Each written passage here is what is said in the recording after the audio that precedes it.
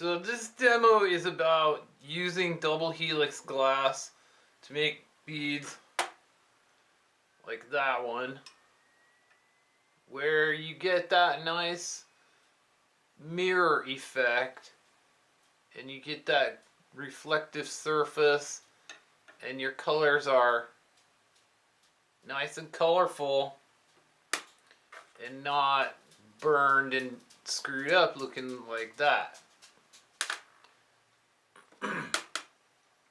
Now, there's basically two rules to that for some reason nobody told me, and I had seen demos of this and everything, but nobody ever told me the basic rule is when you're ready to start reducing the bead, you have to let it cool completely. You have to wait until there's no more glow in the bead at all. And then the second thing is, when you're doing that reducing step, you also have to keep it so that there's never any glow in the bead. Now, people had shown me that, but they never made it clear that you really have to keep that glow out of the bead when you're doing the reducing step. And that's really all there is to it. And that'll give you that beautiful metallic look that you want. Double helix glass is pretty expensive, so this is an example of one way to stretch it really thin. So instead of making the whole bead out of phthalo, which is expensive, I use a lot of clear and I put the phthalo over that. So I'm going to straighten out this disc of clear real quick here.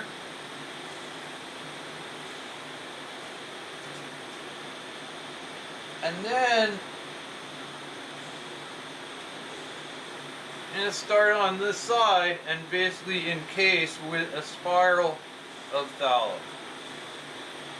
And I'm going to drag it pretty quick so that it's very thin.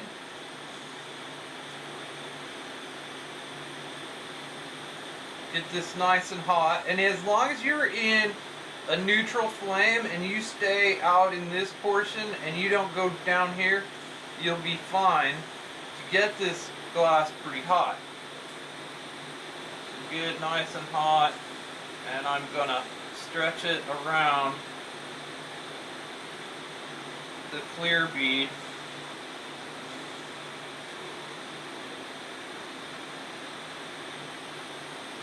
In a pretty thin layer.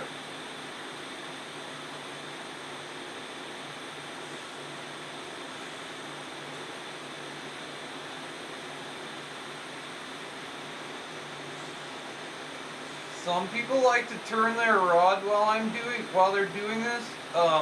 I don't do that unless I want it to go on real thick.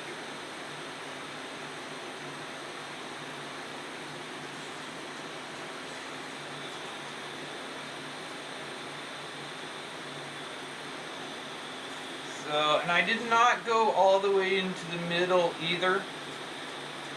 That's something that somebody showed me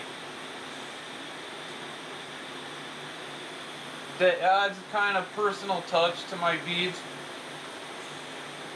I always leave a little clear glass in the middle, and that allows some light to shine into the bead from the inside. Now you do want to go close to the middle. So I'll go one more time around here.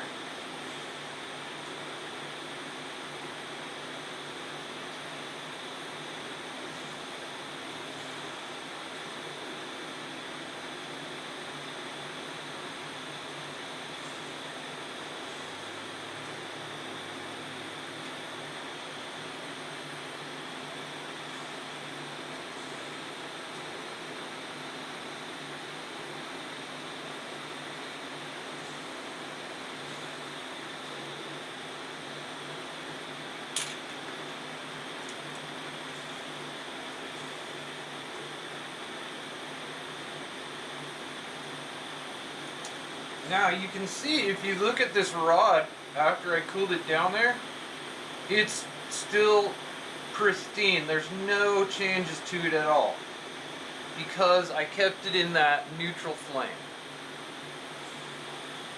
So it's perfectly green. You probably can't see that with the filter. But so I'm just gonna melt this into a disc.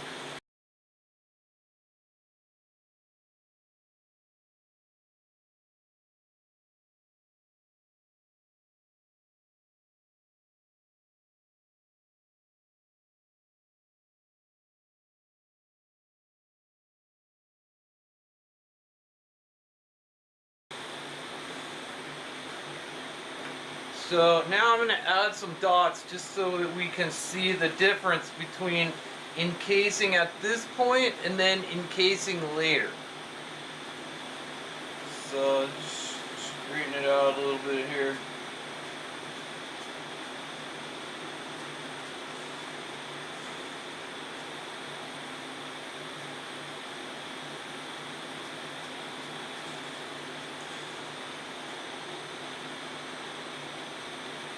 So, and I'm going to alternate. So I'll basically do, let's see, I'll do 4 dots now. And I'll do the other 4 later so we can see the 2 next to each other, what the difference looks like.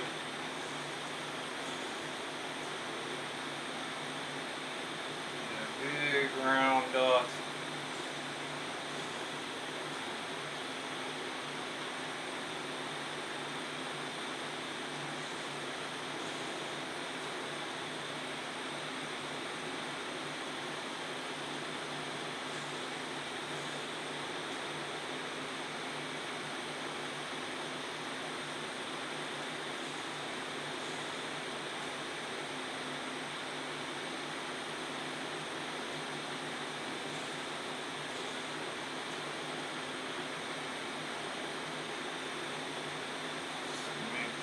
A little bigger.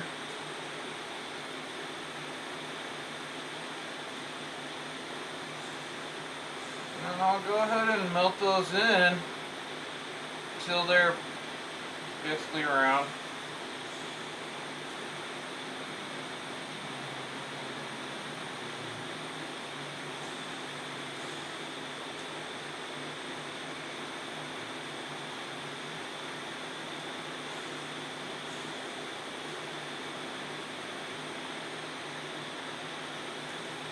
That one's maybe a little bit big. Yeah, those dots are huge. That'll be great. Alright, so now I'm going to even out my heat base.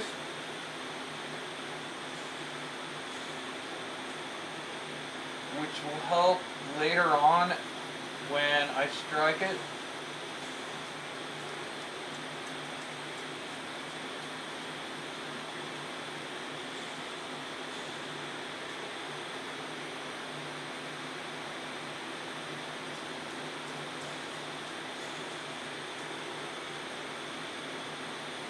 Now, I'm going to let this bead cool completely at this point.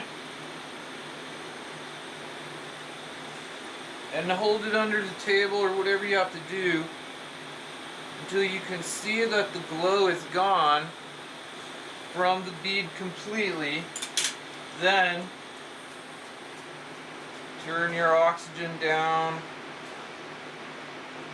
And I like to have a flame right about like that. Now the key here is to flash this in and out without getting it hot again.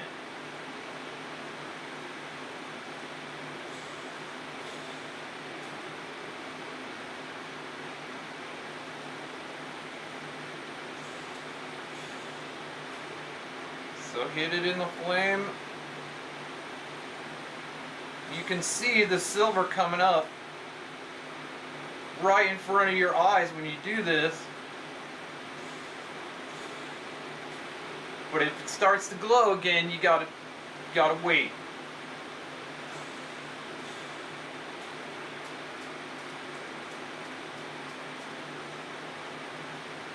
start to see that glow, just take the bead out of the flame and wait a second, and then hit it again. You can do this like as much as you want, as long as you don't get that glow again. And you might not be able to see it on the video, but it's getting more and more silvered each time I do this.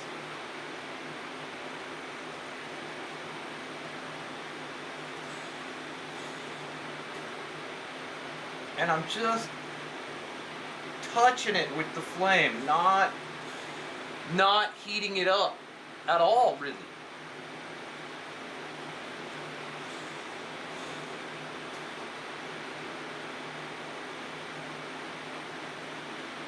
So there we go. That really thin layer of phthalo is now almost totally mirror-like. It's really hard to see, but you can probably see the reflection of the flame on the camera.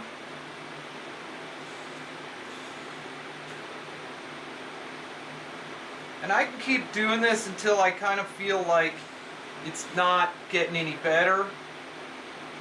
As long as I don't bring that glow back, it's totally safe to keep doing this as long as you want.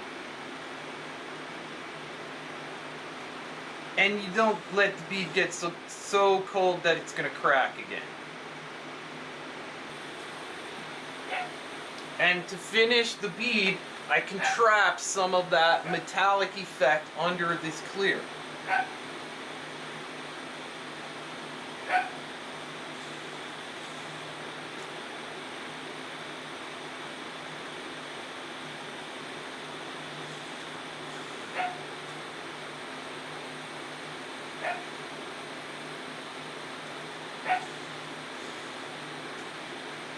Keeping the bead mostly out of the flame. Now, because it's done. Pretty much done, and I don't want to oxidize again. Right? Oxidization is the opposite of reduction from high school organic chemistry, remember? I don't want to oxidize my surface that I worked so hard to reduce.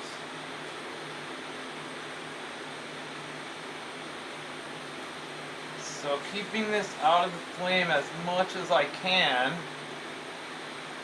although I want to even out that dot right there, which is actually part of the previous set.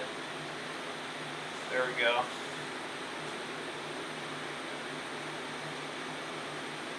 So basically just heating my dots now and trying really hard to avoid getting the phthalo hot again. Although it's a fine line because I do need to melt in those dots. So you gotta ride that line between overheating that phthalo and having a cold joint on your dots.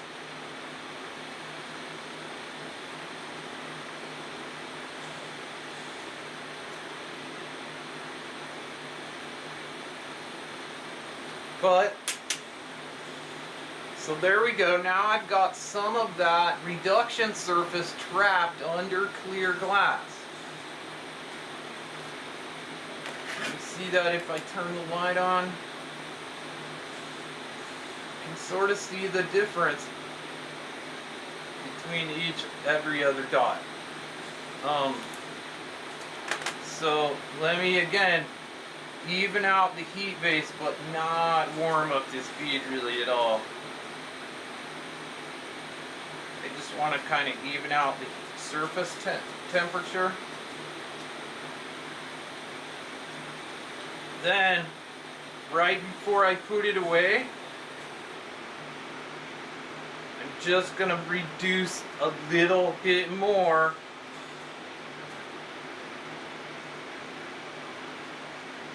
Extremely carefully. And I think that this step brings out a little bit of the rainbow effect that I like. But again, you gotta make sure not to let this stuff glow again.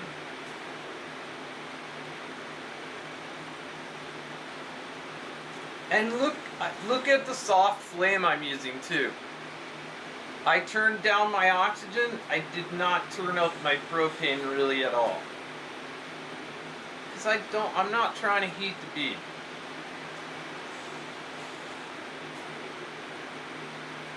Oh yeah, that looks beautiful. You hold that up in the light.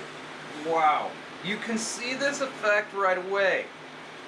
One person that I spoke to was like, oh, well, you never know what's happening until you put it in the kiln and wait till the next... No, that's not true. You can see this right away. If you did this right, then you can see it immediately. So I'm going to put that away. That's done. It's beautiful.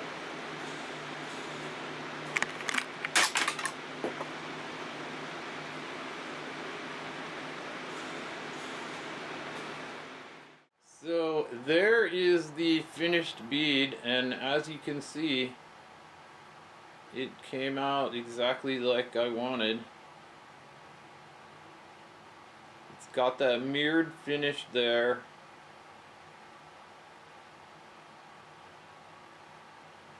That side's maybe a little thin, but it's still really shiny. And it's got the colors. Then these two dots, the difference between the two dots, you can easily see.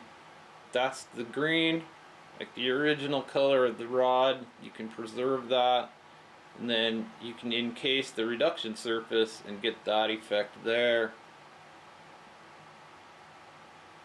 So very pretty bead, although I feel like there should have been some dots on the side.